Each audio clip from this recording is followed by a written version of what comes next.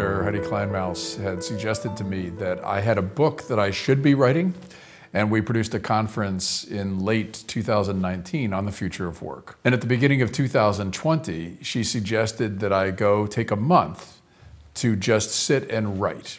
And it just so happened that none of us knew at the time, but a global pandemic was taking hold.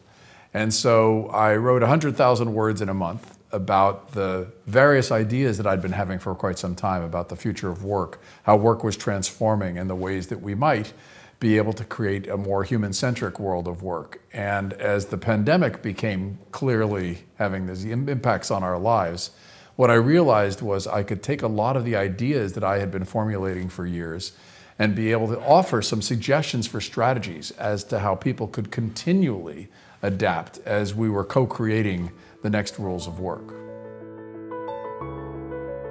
The reason I talk about mindset, skill set, and tool set is I think of them as three legs of a stool for how each of us as individuals can continually change, how we can do that as organizations and even as industries. And so with mindset, it's how we approach the problems that we try to solve. And so, for example, I suggest in the book having a growth mindset, as the author Carol Dweck talks about, and being a continually lifelong learner. For skill set, I talk about the need for each of us to be able to have a very adaptive skill set. I call it PACE in English, problem solvers who are adaptive, creative, and with empathy. And then finally, for tool set, we know that the technologies and the techniques that we continually use to be able to solve problems will continually evolve. But if we use this next mindset, skill set, and tool set, we'll be able to continually adapt in a world of disruptive change. Each of us has a different lived experience in the way that change occurs. The Nordics have a phrase, same storm, different boats. So all of us were subject to a global pandemic, but each of us had a different experience. And it's the same thing with the way that work is changing. There are some people in very traditional industries where change doesn't happen very often. And there are others in industries like high tech where change happens overnight. And so each of us has to have our own process, our own path for following the steps we need to go through to continually deal with a world of exponential change.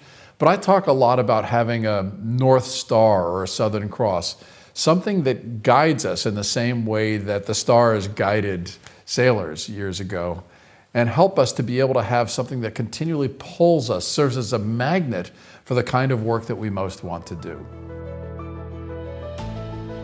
Every company, every organization has what I call a consistent mindset. People often call that culture. The challenge for organizations that have more of a fixed mindset, more of what I call the old rules of work, very hierarchical organizations, organizations that don't change very often, organizations that try to have a very, what's often called a command and control mindset about how we organize the work of others. The challenge for those kinds of organizations is that it's very difficult to be able to continually adapt, to be very resilient when disruptive change comes along, like the global pandemic or artificial intelligence software. So what I encourage people who lead organizations to do is to change the mindset of the people who lead.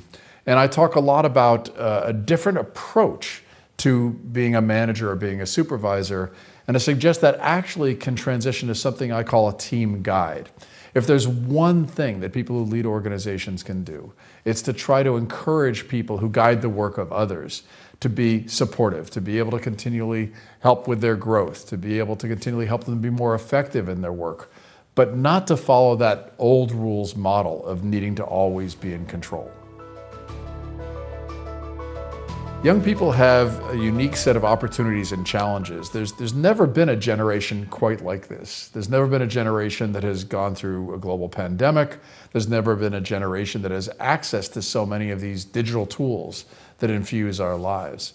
So first off, I think it's really important to have a mindset that there will be continuous change. So it's important not to have too much energy, too much worry put into the career change decisions that you make today. It's it's very likely you're going to need to be able to continually change and adapt to new kinds of work, new kinds of problem solving. So the first is to dial down the concerns about the decisions that you make.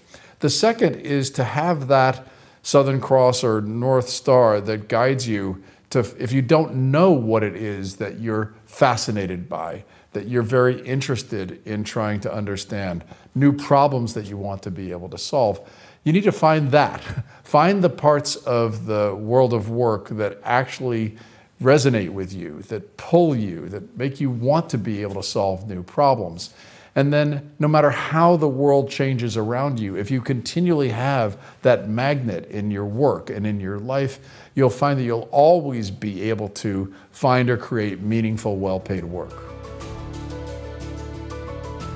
My hope is that people around the world who are wrestling with these times of disruptive change, I often talk about the sort of 4 domains, and in the book I list them as what happens for each of us as individuals, what happens for each of us as organizations, what happens in our communities in which we live, and in the countries in which we live.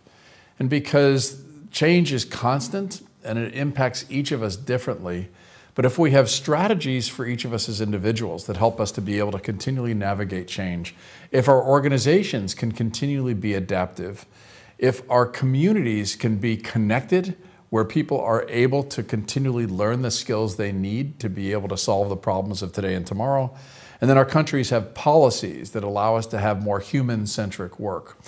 That's really where I want to focus going forward, and I believe the ideas in the book can be helpful to people in each one of those domains.